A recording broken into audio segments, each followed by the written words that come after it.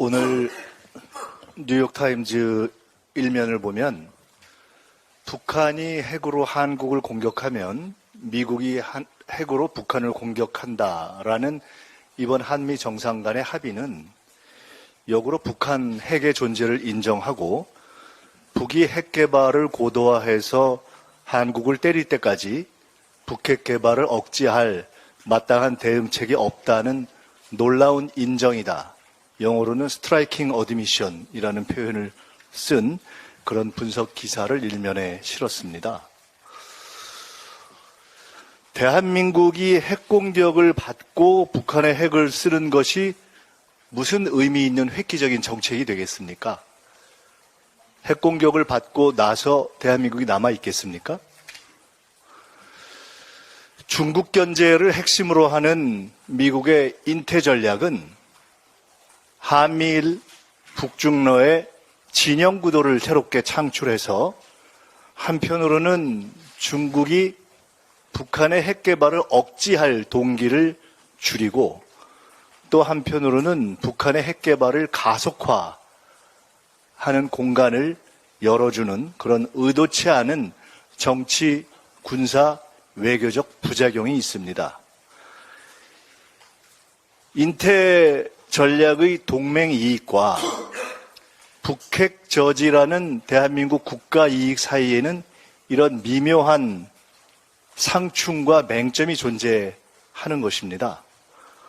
윤석열 대통령께서는 이런 인태 전략의 한국 국가 이익과의 상충과 맹점을 과연 알고는 계십니까?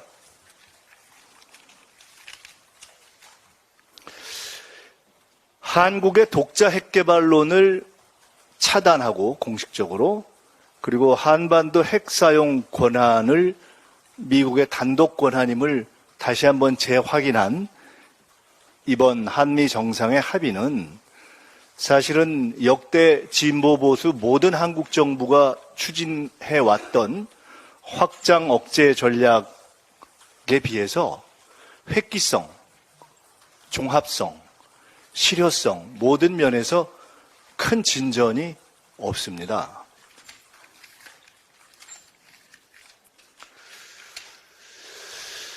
미국의 말만 믿지 않고 자주국방을 시도했던 박정희 전 대통령이나 미국과 동맹을 하면서도 때로는 벼랑 끝 전술을 추구하면서 대일 독자성을 지키고 일본을 견제해왔던 이승만 전 대통령이 지금 돌아온다면 매우 실망했을 가성비 낮은 저자세 외교였다.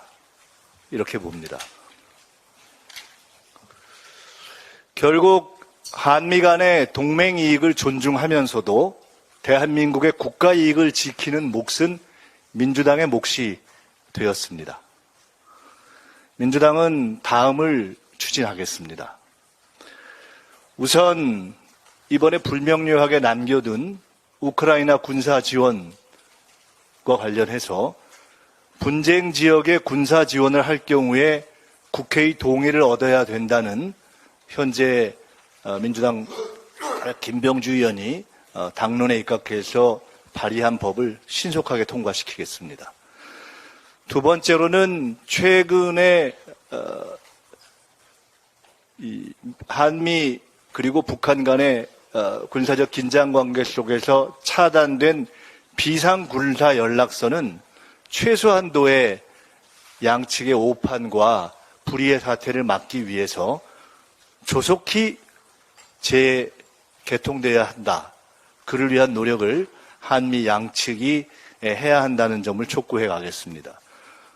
세 번째로는 문재인 정부에 이르기까지 역대 정부가 공감대를 높여왔고 최근에 미국과 호주 간에 이미 진행이 된 핵 추진 잠수함의 한국 도입 요구를 계속해서 명료하게 해나가겠습니다.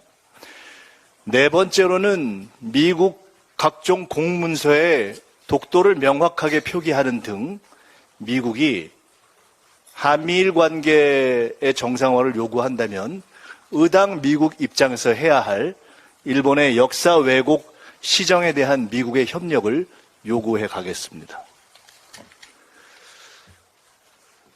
도청이 한미 간에 필요 없는 그런 투명하고 성숙한 한미 간 상호 소통 체제의 확립을 한미 양측에 요구하고 확인하고 그렇게 하겠습니다.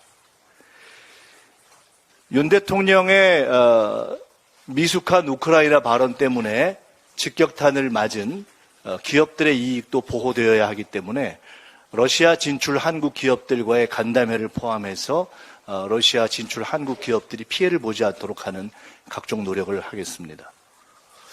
IRA 반도체법뿐만 아니라 최근에 한국 자동차에 대한 보조금 하나도 없이 끝난 미국의 자동차 보조금 정책 등 미국이 보다 꼼꼼하게 한국 기업들에 대해서 경제적 평등 대우를 할 수 있도록 미국에 대해서 보다 꼼꼼한 경제적 평등 대우 요구를 정리해서 미국 측에 전달하겠습니다.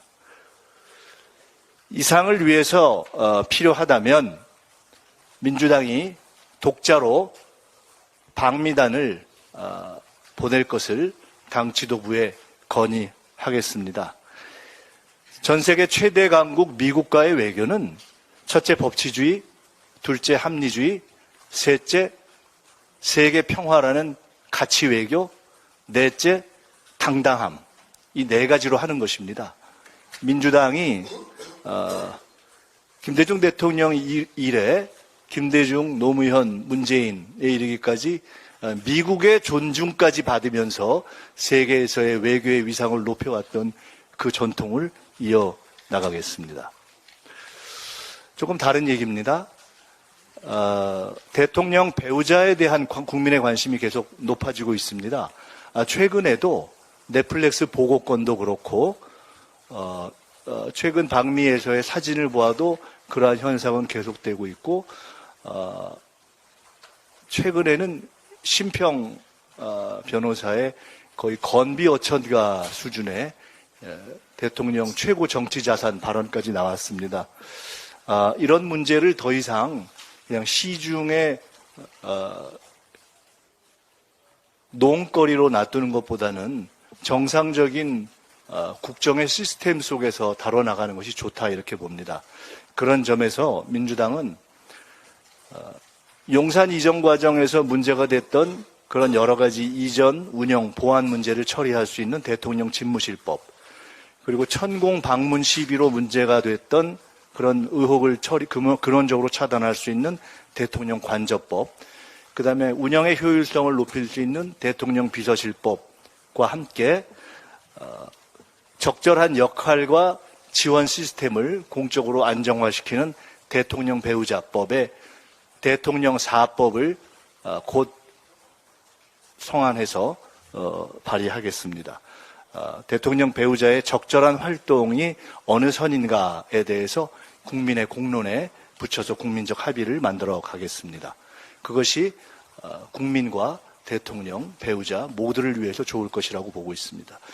끝으로 검찰총장 특활비 공개에 대한 대법원 판결은 매우 의미 있다고 생각합니다. 그런데 이에 대해서 대법원의 결정에도 불구하고 검찰이 자의적으로 지연하고 그 공개 방법을 별도로 변경하려는 시도를 보이고 있는 것은 대단히 유감스럽다. 투명하지 못할 것 같아서 공개하라고 했는데 그 공개를 요구받은, 투명성을 요구받은 당사자들이 그 투명한 공개에 대해서 스스로 시간을 정하고 방법을 바꾼다는 게 말이 됩니까? 이것을 신속하게 그리고 투명하게 처리할 것을 검찰 측에 다시 한번 요구하고 이것이 적절하게 신속하게 되지 않을 때에는 이것을 신속하게 할 수 있는 방법을 찾겠습니다. 이상입니다.